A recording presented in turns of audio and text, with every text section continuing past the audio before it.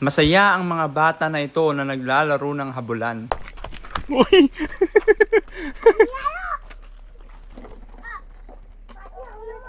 Siya si Ryan Acer. Siya ang panganay sa tatlong magkakapatid. At siya naman si Axel, ang kambal ni Acer. At eto naman ang bunso nila na si Ryan Jr. Baby pa lang daw sila nang iniwan sila ng kanilang nanay.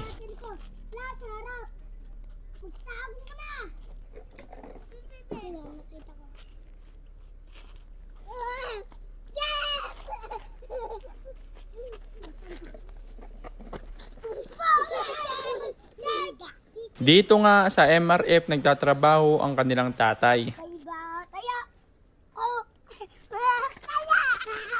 Kaya naman dito na din ang kanilang naging playground. Dahil hindi na nga sila nag-aaral, ay sumasama na lang sila kung saan nagtatrabaho ang kanilang tatay. Siya si Tatay Jaguar. Kasama po natin si Kuya. Ano po pangalan, Kuya? Ryan po, sir. Yung asawa niyo po saan? Hindi ko po. Wala na po. Wala po kami, matagal na po eh. Ilang taon na po? Mga 6 na taon na po. 6 na taon na? Ha? Ay, mag-6 na taon po. Mag-6 na taon? Ito po ay mag-1 taon po ng kanil. Sino po yung panganay dyan? Ako po. Ito po. Pangalan po? Pangalan mo? Gipid. Ryan Acer po. Ryan Acer. Sagiped. Ikaw? Ryan Acer. Ha? Ryan Axel. Ryan. Ryan Acer. Ryan Jr. Kadami na po Ryan. Hawa. Apat silang Ryan. May papakilala pa po akong Ryan. Wait lang. Si Ryan. Oh. Ah. Ayan. Ang nagbigay po kuya, si Kuya Ryan Agunos. Thank you po, sir. Kaya 4 na po silang Ryan sa yung asawa niya po. Ano masabi mo kuya? Maraming salamat po. Kamusta po bang buhay? Dito po ba yung pinakatrabaho niyo sa ano? Minsan po doon po sa Kataranak po nagsaside ng pulmaga. Ano pong ginagawa niyo doon? Nagbubuhos po construction po, sir. Sa may, anong pangalan nun? Sa may, Sa cemetery po sa Kataranak. cemetery daw. Pupunta sila din doon? Ako kasama ko po. Baka nagdadive sa butas ng ano yung mga yan. Hindi naman po. Butas ng anong pangalan nun?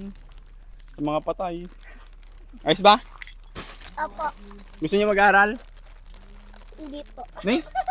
Bakit ayaw mo? Ay, ikaw ayaw mo mag-aral? Ikaw ayaw mo? Gusto mo laro lang? Hindi pwede mag-aral kayo. Gusto mo? Pag may gustong tumulong mag-aral kayo. Wala. Bag. Sarama. Ikaw kukulit. Makukulit ko yan, no? Ba't po ba iniwan kayo? Hindi, wala pong dahilan eh. Nung ano po, nagpaalam lang po na tutulong daw magtatrabaho. Nung umalis? Opo. Nag-aalak kami atang. Nag-aalak? Wala na kontak. Nag-aalak di atang. Ano? Nag-aalak di atang. Anong grade na po ba sila sa pasukan dapat? Grade 1 na po lang. Grade 1 yung kambal? Opo. Ayan, kambal po kasi yung ano, isang po yung kambal dito. Ito mo kalikot to. Itong dalawa? Opo. Ito yung bunso? Opo.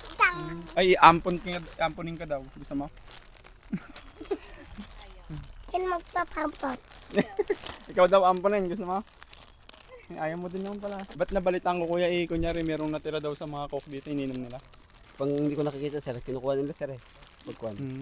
Mahirap po ba talaga ang buhay nga? May pero din po, sir, pero nakakaraos naman po, sir. Tunay po ba yung ano mo? Hindi po, sir. Baka masabihin na naman nilang mayaman kayo. Gaya nung binigyan namin ng bigas, sabi nila mayaman daw, karaming ano, alahas.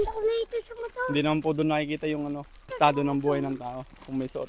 Kailan po ba kayo pwedeng puntahan sa inyo? Kung kunyari may gustong magbigay? Hindi ko pa rin po nasasabi, sir, at araw-araw doon pong kwan eh. Araw-araw kayo wala? Opo, sir. Meron ka po bang cellphone? Meron po, sir. Pwede mo akong i-chat mamaya sa Sariwakwak TV po. Sige po, sir. Anong sabihin mo na? Anong sabihin nyo? Thank you po.